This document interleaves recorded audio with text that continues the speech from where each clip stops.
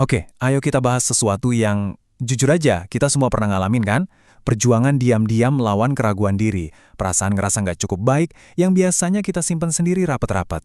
Nah, gimana kalau ternyata nyimpen itu semua malah bikin makin parah? Ini nih yang mau kita kupas tuntas. Dengerin deh kutipan ini. Rasa ragu nggak berkurang karena kamu makin jago nyembunyiin. Kena banget kan? Ini paradoksnya. Kita tuh buang-buang energi banget buat kelihatan kuat, kelihatan pede. Mikirnya, kalau disembunyiin, ntar juga hilang sendiri. Tapi nyatanya enggak. Keraguan itu cuma ngumpet di dalam, makin dalam akarnya, dan siap-siap aja pas keluar lagi. Weh, bisa jadi jauh lebih kuat dari sebelumnya. Coba bayangin deh, atau mungkin nggak usah dibayangin ya, karena udah sering kejadian. Kamu lagi di meeting penting, terus lihat sekeliling. Wih, isinya orang pinter semua, keren-keren. Terus di kepala kamu ada suara kecil yang nanya, aku pantas nggak sih di sini? Omonganku ada isinya nggak ya? Nah, perasaan itu yang mau kita omongin sekarang. Oke, kita masuk bagian pertama ya.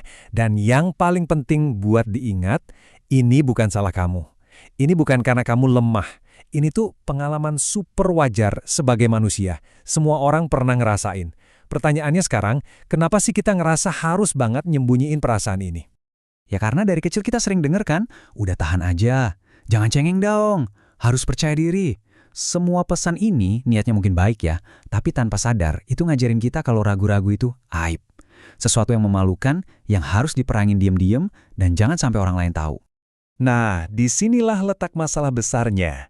Gara-gara kita nurut buat diem aja, kita malah masuk perangkap.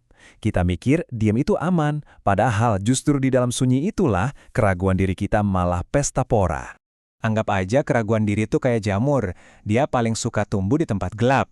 Dan bahan bakarnya, ya kesunyian itu. Kenapa? Soalnya di pojokan gelap pikiran kita, suara-suara negatif itu nggak pernah ada yang nantang. Nggak ada yang bilang, beneran gitu? Jadinya ya muter-muter di situ terus. Nggak ada cahaya dari omongan orang lain, ya akarnya makin kuat aja nyangkram. Pertarungan di dalam kepala kita tuh persis kayak gini. Di satu sisi, ada si rasa takut yang bisikin, "Shh, jangan ngomong, nanti dikira bego, dikira nggak mampu."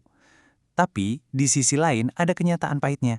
Justru karena kita diam, kita kejebak di ruangan gema pikiran kita sendiri, ngulang-ulang pikiran jelek yang sama, lagi dan lagi. Kita nggak dapat udara segar, nggak dapat pandangan baru yang sebenarnya kita butuhin banget buat keluar dari situ. Oke, cukup soal masalahnya. Sekarang, gimana solusinya? Tenang, ini bukan berarti kamu harus langsung curhat ke semua orang. Bukan, kita mulai dari langkah-langkah kecil, yang gampang, yang bisa kita lakuin buat mulai mecahin keheningan ini. Ada 3 langkah praktis nih. Pertama, dan ini paling penting, pilih satu orang. Satu aja. Orang yang kamu percaya, yang kamu tahu nggak akan ngejudge. Bisa temen, mentor, siapa aja. Tujuannya tuh bukan buat cari solusi kok, tapi cuma buat didengerin. Cuma buat bisa ngomong, gila gue lagi ngerasa nggak becus banget, terus dapat balasan, gue ngerti kok perasaan lo.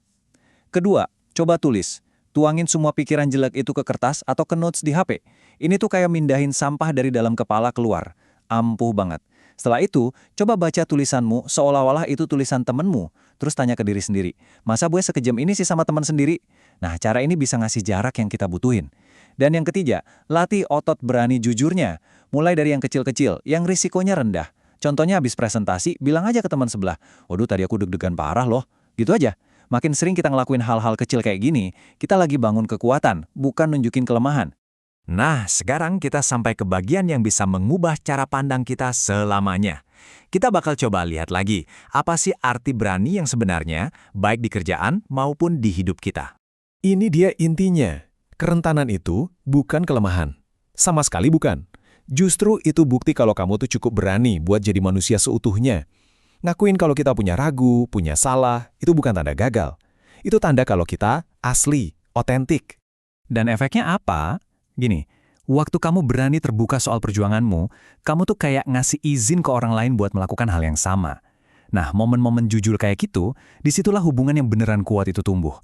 Kepercayaan itu kan nggak dibangun di atas topeng, tapi di atas kejujuran bareng-bareng. Sebagai penutup, coba deh renungin pertanyaan ini. Kapan terakhir kali kamu biarin orang lain ikut nanggung beban pikiranmu? Mungkin hari ini bisa jadi waktu yang pas. Ingat ya, diam itu nggak selamanya emas. Apalagi kalau diam itu malah ngejebak kamu. Keberanian sejati itu kadang bukan soal jago nyembunyiin keraguan, tapi soal berani buat ngakuin.